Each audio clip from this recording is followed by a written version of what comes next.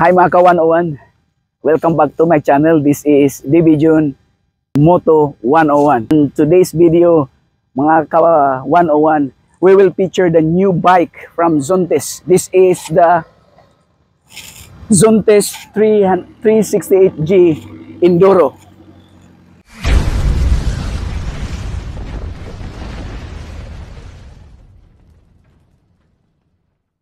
Pakikita nyo guys, ito ang maxi scooter. Actually, we are now in Kundan Pachon Dam here in Akunayok. Ito ay napakaganda guys. Sugda na to kay kini-exciting kaayo nga scooter, the maxi scooter. If you are looking a powerful, stylish, kitschy scooter, baka ito na hinanap mo. Malalaman natin kung worth it ba ang presyo, features sa Zontes 368G. Tanaw na to karon mga ka-101. Kung kini ba siya angay sa kalsada sa Pilipinas o bisan diri sa Thailand. Now, sa Pilipinas mga ka-101, ilaning gibutang nga 400cc para mahimong expressway legal. But here in Thailand, we cannot do it because the motorcycle is not allowed in any expressway here in Thailand. Now, we will look at the features mga ka-101. Pag titingnan nyo mga guys, ito yung headlight niya. Perfect for night rides. Meron din siyang blue ambient light. Ang lakas, maka-premium feels. At meron siyang windshield wide and tall here. But before anything else, don't forget to subscribe my channel. This is Division 101 again. Kaya kahit mabilis yung takbo mo, protektado ka sa hangin. At hindi lang yan, mga ka-101. Kung titingnan nyo, ang headlamp niya, meron din siyang auxiliary light na naka-built-in sa kanya. At yung suspension niya mga ka-101, may suspension siya upside down. At ang kanyang braking system is Jihu1. Ito yung parang sister company ng Brembo. Napakaganda. At kung titignan niyo yung kabuuhang gulong niya, ang mga spokes niya ay pang EDB talaga, adventure bike. Napakaganda ang features niya. At hindi lang yan mga ka-101. Kung titingnan niyo, meron siyang extra footrest. Ito ay sa passenger. At ito rin mga ka-101 ay sa driver. So pag mag-trail ride ka, kasi ito ay isang enduro bike, gamitin mo yung footrest mo. Napakagandang stylish din ng kanyang pipe, yung exhaust pipe niya. Ayan, napakaganda. At meron siyang rear camera.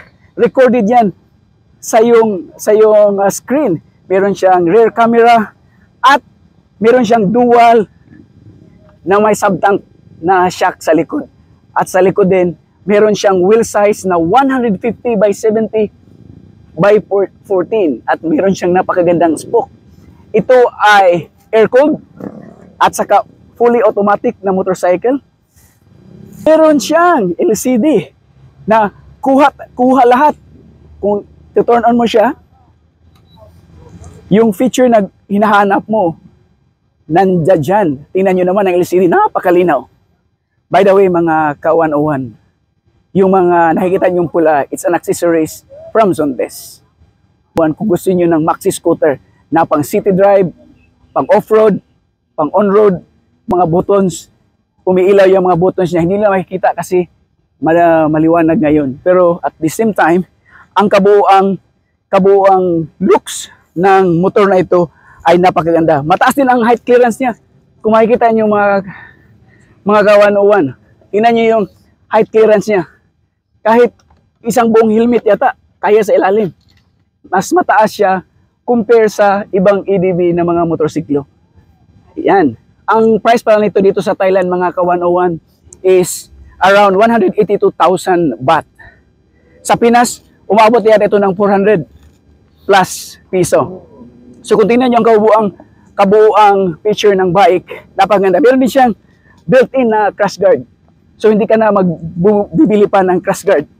At saka, isa pa itong feature mga ka-101 ay yung tire pressure niya, nakikita mo sa screen. Nakikita mo rin kung ilang kilometers ang pwede pang takbuhin ng yung gasolina. At meron pa, hindi pa tayo tapos mga ka-101. Tingnan nyo naman. Ang U-Box, kasya ang dalawang full face na helmet dito. Napakalaking U-Box. Charger port. na Type-C at saka USB type dito sa U-Box. Di lang yan, dito rin sa gilid meron siyang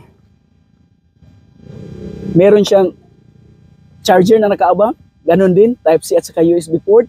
Pwede ka mag-charge ng phone while driving. Kung gumagamit ka naman ng phone for navigation, dito sa harap mga ka-101, kung titingnan nyo, meron din siyang nakaabang na charging port na USB at saka Type-C.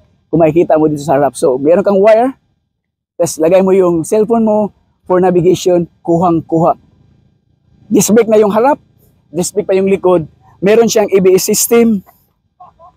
Meron siyang ABS mga ka-101 sa harap at likod.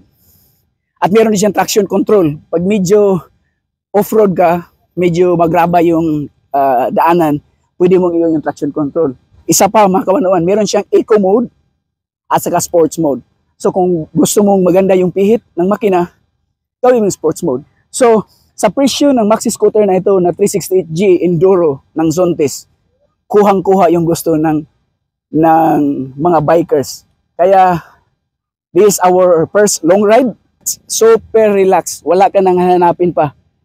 Very safe yung upuan niya. Ayan. Meron ding back ride.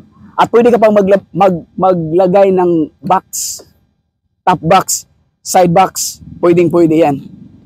Powered by Zontes. This is your Zontes 368G Enduro bike. Kaya sama ka na mag-ride kay DB Jun Moto 101. Until next time, see you, bye-bye. Start natin mga ka-101 para marinig niyo yung sound check. Sound check tayo. So, ready na siya. Ayan.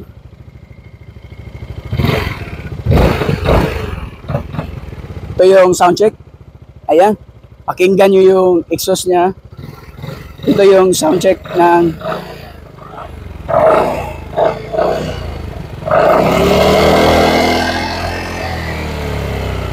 okay. Let's go mga ka-101.